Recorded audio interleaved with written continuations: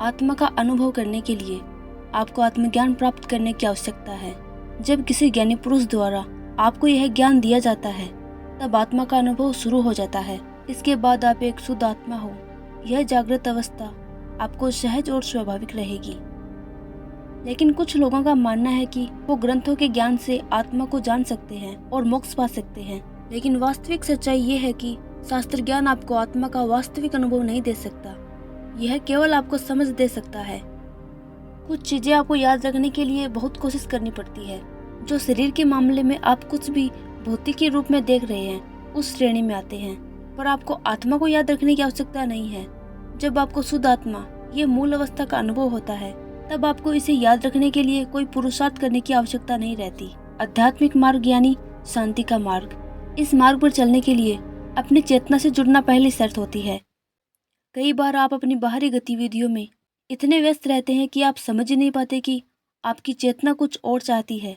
चेतना एक अनुभव है जो व्यक्ति को उसके आसपास की दुनिया से अवगत कराता है और उसे रोचक तथ्यों और जानकारी से भर देता है, जो उसे उसकी स्थिति और अपने जीवन के उद्देश्यों के बारे में समझाने में मदद करती है। इनमें से सबसे पहली आती है जागृत चेतना। जब मनुष्य जागता है तो उसकी चेतना जागृत होती है। इस स्थिति में मनुष्य अपने आसपास के वातावरण के बारे में जानता है। दूसरी है स्वप्न अवस्था। जब व्यक्ति सोता है तो उसकी चेतना स्वप्न अवस्था में होती है। इस स्थिति में वह अपनी मानसिक दुनिया में खो जाता है और भावनाओं, विचारों और सपनों का अनुभव करता है। और तीसरी है अवस्थित चेतना। ये स्थिति तब होती है जब मनुष्य ध्यानावस्था में होता है और वह एक निश्चित विषय पर फोकस कर रहा होता है। इस स्थिति में मनुष्य की चेतना एक निश्चित विषय पर केंद्रित होती है और उसे उस विषय के बारे में विस्तृत जानकारी होती है। और श्रीमद् भागवत गीता में चेतना के बारे में श्री कृष्ण ने बहुत कुछ बताया है। गीता में चेतना को आत्मा या जीवात्मा के रूप में उल्लेख किया गया है। इसे अंतरात्मा भी कहा जाता है। गीता में चेतना को अमर और अविनाशी बताया गया है, जो सभी जीवों में मौजूद होती है। श्रीमद् भागवत गीता के अनुसार मनुष्य जो कुछ भी करता है वह अपनी चेतना के अनुसार करता है। यह चेतना जीवात्मा से जुड़ी होती है और उसे न तो नष्ट किया जा सकता है और न ही मारा जा सकता है। चेतना अनंत होती है और उसके संचार में कोई बाधा नहीं होती। गीता में चेतना को ध्यान और योग के माध्यम से समझाया गया है। भगवान कृष्ण ने अर्जुन को अपनी चेतना को नियंत्रित करने के लिए उन्हें योग का ज्ञान दिया था।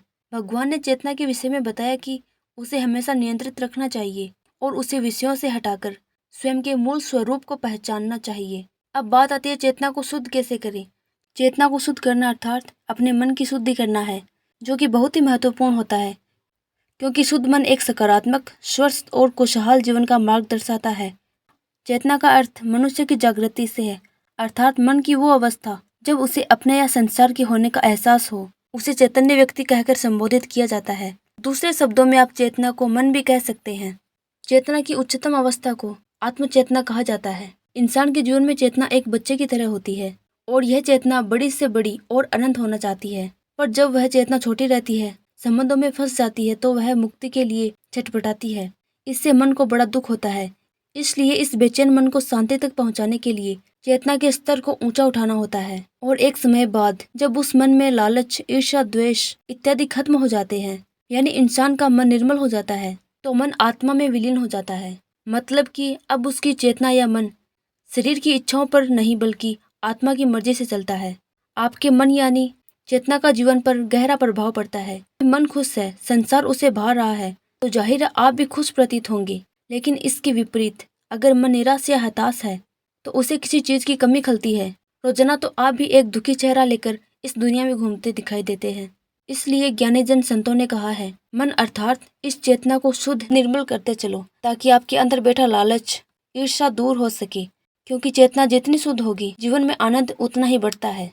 जब व्यक्ति जीवन को आत्मा के रूप में जान लेता है और उसके एक ही रूप को समझने लगता है, यह अहम ब्रह्मास्मि की अनुभूति है। व्यक्ति को सब में एक जैसा जीवन दिखने लगता है। सच्चित आनंद की अवस्था यही है। इसी अवस्था में पहुंचकर परम सत्य समझ आ जाता है। अब व्यक्ति को समझ आता है कि हर इंसान 5 तत्वों का ही बना है, सब में एक आत्मा है। पहले के समय में बड़े बड़े ऋषियों ने वर्षों की साधना के बाद जिस परम सत्य को अर्जित किया, वह इसी अवस्था से प्राप्त होता है। क्योंकि चेतना की इस उच्चतम अवस्था में आप इस पूरे ब्रह्मांड को एक नष्ट न होने वाली ऊर्जा के रूप में देखने लगते हैं और हर चीज में आपको उसी ऊर्जा के दर्शन होते हैं। अगर अभी आप चेतना के जिस भी क्षेत्र में हैं, आप उसका अतिक्रमण कर उससे ऊपर की अवस्था में जाने का विचार कर रहे हैं, तो योग और ध्यान इस काम में आपकी बहुत मदद कर सकते हैं।